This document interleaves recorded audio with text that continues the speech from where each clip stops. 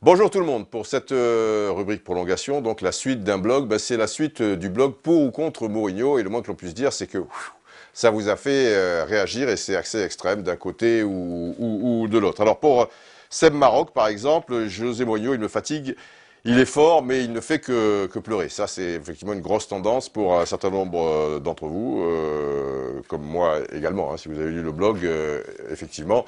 Mourinho, son attitude, moi, je la trouve insupportable. Maintenant, il y en a qui la trouvent extra, ou c'est pour défendre ses joueurs, etc.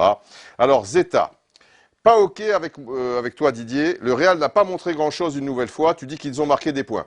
Ah oui, c'est que je disais que cependant, sur ce match, le fait de revenir à deux partout, et puis je pense que le Real Madrid est mérité de mener au score avant le but.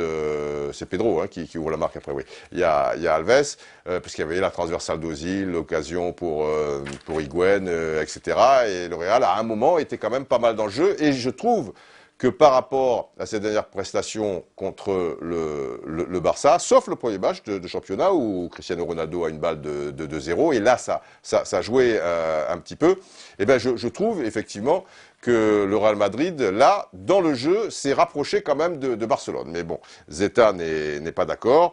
De mon côté, je pense que le Real doit finir à 10. Diarra, comme tu l'as signalé, doit être expulsé. Oui, ça c'est vrai que Diarra aurait dû avoir son deuxième carton jaune sur l'action en question. Je ne reviens pas sur le cap PP. Bref, j'ai encore vu un Barça dérouler et contenir cette équipe de Madrid. Pas sûr, Zeta. Hein. Je trouve que quand même, ils ont eu des difficultés. Bon, enfin bon. Titoco 66. Tico 66. Dis-moi, t'es entraîneur à quel niveau? Parce que Zeta dit, étant moi-même entraîneur, Mourinho est le genre de garçon qui fait plus de tort au football qu'autre chose. Et là, je pense sur l'état d'esprit, pas en tant que qualité d'entraîneur. Donc, Tico, quel entraîneur à quel niveau? Non, je dis pas qu'ici la critique est vraiment facile, mais vous êtes tous loin, très loin de son niveau. Bah, c'est sûr qu'on n'a pas le. Bon, moi je suis pas entraîneur, mais je comprends l'entraîneur qui écrivait juste avant. On n'a pas le niveau de Mourinho, c'est pas notre métier, quoi, non plus. Mais cela étant, si tu n'as pas le niveau de quelqu'un dans son secteur, alors tu peux jamais remettre certaines choses en cause, quoi. Je veux dire, un critique de cinéma peut jamais non plus dire ce film est moyen pour X raisons, en argumentant quand même, parce qu'il n'a pas été non plus un Sergio Leone ou je sais pas trop quoi. Pareil pour les acteurs, il faut être Robert De Niro, et encore De Niro, bon, enfin bref. C'est, voilà. Sinon on dit plus rien, alors. Après... Casablanca. Didier, tu as les yeux de l'amour quand tu vois un match du Barça. Mais pas du tout, Casablanca. Il faut bien comprendre une chose, c'est que les yeux de l'amour, je ne les ai que pour un club, c'est l'AS Cannes, club de mon enfance où j'ai joué, etc. et tout. Et j'emmerde personne, puisqu'ils sont en national. Non, ils sont même pas en national, peu cher. Ils sont 11e en CFA. Voilà. Après, bon, si je commente un match de Cannes, et je l'ai déjà fait, je peux te dire que pendant 90 minutes, je serai archi neutre. Donc j'ai pas les yeux de l'amour pour le Barça. J'aime le Barça quand il joue bien, quand le Real Madrid joue bien, j'aime le Real Madrid. Si Santander joue bien, j'aime bien Santander.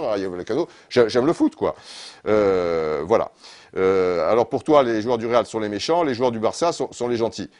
Ben, à l'heure actuelle, même s'il y a quelques joueurs du Barça, je veux bien que Bousquet aussi n'est pas un tendre, peut simuler parfois ou laisser traîner une semelle. Mais enfin, je veux dire, si tu mets Bousquet, mais en face, tu mets Pepe, plus Xavi Alonso, plus Arbeola, plus Patin, Couffin, est-ce que Sergio Ramos, j'avais oublié celui-là, je veux dire, il y a pas photo. À une époque, les méchants, c'était Barcelone. Je me souviens, Barcelone, il y a une vingtaine d'années peut-être, qui jouait très dur, et les gentils, c'était le Real Madrid, qui, bon, même s'il y avait des Sanchis ou Camacho qui mettaient un petit peu la semelle, c'était plutôt des joueurs de ballon, tu vois, des Mitchell, des Butragueño, etc. Mais enfin bon, c'est pas aussi réducteur que les gentils et les méchants, mais là, en l'occurrence, la manière dont a joué certaines fois le Real Madrid contre Barcelone, voilà, c'est pas le mot les méchants, mais enfin, je veux dire, on en est quand même pas loin. Bon, bref. Mais il y a Calfresh Prince qui répond à Casablanca, qui dit contre le Real, c'est pour ça qu'il porte le maillot du Real, puisque dans le blog j'avais le maillot du Real Madrid. Crois-moi, un supporter de Barcelone ne portera jamais le maillot du Real Madrid. Voilà. Il t'a répondu, tu vois, j'ai porté le maillot du Real Madrid. Voilà, si j'étais fou du Barça, je porterais pas le maillot du Real Madrid, j'aurais porté comme ici le maillot du Brésil dans les années 50 ou truc, et voilà. Monu, je ne suis pas d'accord. Le Barça bénéficie d'un arbitrage perpétuellement à son avantage. Mourinho perd de sa classe à Madrid, mais c'est parce qu'il est fausse, parce qu'il est faussé, dit-il, oui, voilà, parce qu'il est face, ah oui, face, d'accord, ok, c'est passé, à des difficultés d'arbitrage qu'il n'a jamais connues et qui énerveraient les plus calmes d'entre nous. Alors non, je peux te dire que Mourinho n'a pas attendu de jouer contre Barcelone pour se plaindre de l'arbitrage. Je veux dire, il s'en est plaint en Angleterre, il s'en est plaint en Italie, c'est toujours de la faute de le ballon qui n'est pas gonflé ou des choses comme ça. Quand il perd, Mourinho, il y a une très bonne interview, je vous avais dit dans SoFoot, qui est un excellent magazine de Menotti, et il y a beaucoup de gens qui le disent aussi dans le milieu, quoi, je veux dire, même s'ils ne le disent pas officiellement à la caméra. Mourinho, chaque fois, c'est jamais de sa faute, lui. C'est jamais de sa faute. Et c'est pas grave s'il tombe par rapport à une équipe supérieure. Alors bon, ok, c'est délicat à la presse de dire, surtout quand c'est le grand rival, Barcelone nous était supérieur et tout, on ne demande pas tant. Mais pas à chaque fois se plaindre et que c'est la faute, voilà, que c'est la faute à pas de chance, il a qu'à dire. C'est la faute à pas de chance. Et bon, les erreurs d'arbitrage. Alors, la main de Busquets, on parle du match en question, faut l'avoir. Alors, ou alors, écrivez à Michel Platini, machin ou quoi, on veut la vidéo, quoi. Je veux dire qu'il soit submergé de lettres. À un moment, peut-être, les mecs, ils diront, ouais, parce que la main de Busquets, ok, il y a corner là, il est comme ça, même à vitesse réelle, moi, je la vois pas. Après le ralenti, effectivement, il a toujours la main, effectivement, il y a pénalty. Mais l'arbitre, il est là. Il peut pas être un arbitre sur un corner, il peut pas être à côté des buts, hein. Je veux dire, il a le jeu de face. Donc, pour l'avoir, après, elle effleure les mains d'Abidal. Est-ce qu'Abidal met les bras comme ça, et truc, les fleurs? Bon. Et de vous à moi, Pépé, quand il est à la lutte avec Sanchez vers la fin du match, c'est pas épaule contre épaule. De toute manière, il peut pas faire épaule contre épaule. Il mesure 1m90, je sais pas, et Alexis Sanchez, il doit faire 1m72. C'est vraiment, et là, ça arrive de temps en temps en football, et j'aimerais bien avoir votre avis, quand le gars arrive à fond la caisse, et il y a le gars qui est là, et bam, il le bouscule comme ça, mais je veux dire, de côté et tout, je veux dire, pour moi, il y a faute. Alors, pour revenir, Barcelone, parlons de Barcelone. Inter Milan-Barcelone.